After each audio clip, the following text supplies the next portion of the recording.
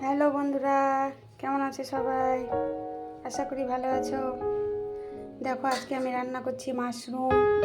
তোমরা তো সবাই জানো মাশরুম, আর জানো মাশরুম খেতে খুব ভালো লাগে। মাশরুম যদি ভালো করে রান্না করা যায়, মাংসের থেকেও খুব টেস্টি লাগে খেতে। এরকম মাশরুমগুলোকে গরম জল দিয়ে পরিষ্কার করে নিয়েছি। গরম জল দিয়ে পরিষ্কার করলে কি হয়, এর মধ্যে ব্যাকটেরিয়াগুলো মরে যায়। এই দেখো উপকরণ: টমেটো কুচি, পেঁয়াজ কুচি, রসুন কুচি, আদা কুচি, লঙ্কা, গরম মশলা। আজকে তোমাদের সাথে শেয়ার করছি মাশরুমের রেসিপি।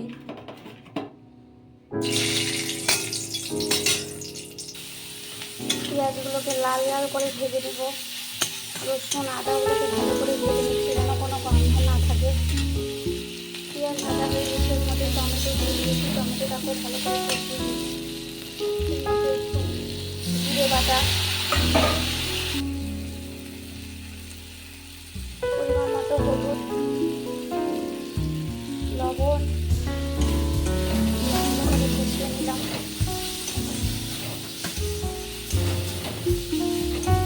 একদম মাংসের মতো রেসিপি বন্ধুরা। এবার একটু জল অ্যাড করলাম। এবার একটু মশলাটাকে মশলা থেকে তেল ছাড়তে শুরু করে দিয়েছে, মানে মশলাটা ছাড়িয়ে দিয়েছে। বলো তো বন্ধুরা, মশলাটা ভালো করে কষিয়ে নিলে তরকারিটা খেতে টেস্টি হবে। মশলাগুলো দিয়ে দিয়েছি, দিয়ে ভালো করে মশলার সঙ্গে কষিয়ে নিচ্ছি।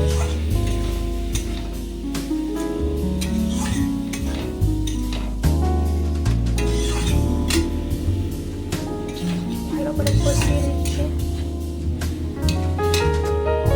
এবার এর মধ্যে একটু সামান্য পরিমাণে জল অ্যাড করছি।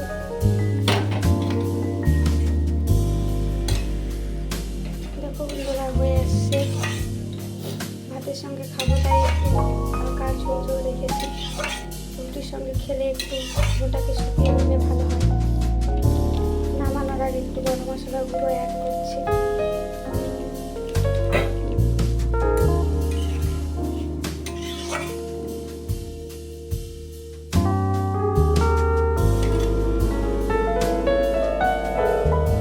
শুকনো লঙ্কা খাওয়া বারণ আছে, তাই আমি কাঁচা লঙ্কা দিয়ে রান্না করেছি। যার যেমন ঝাল খাওয়ার অভ্যেস আছে, সে সেই পরিমাণ মতো ঝাল দিয়ে, আমি কাঁচা লঙ্কা দিয়েই করেছি।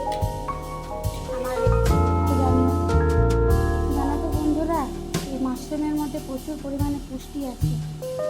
কারণ আমরা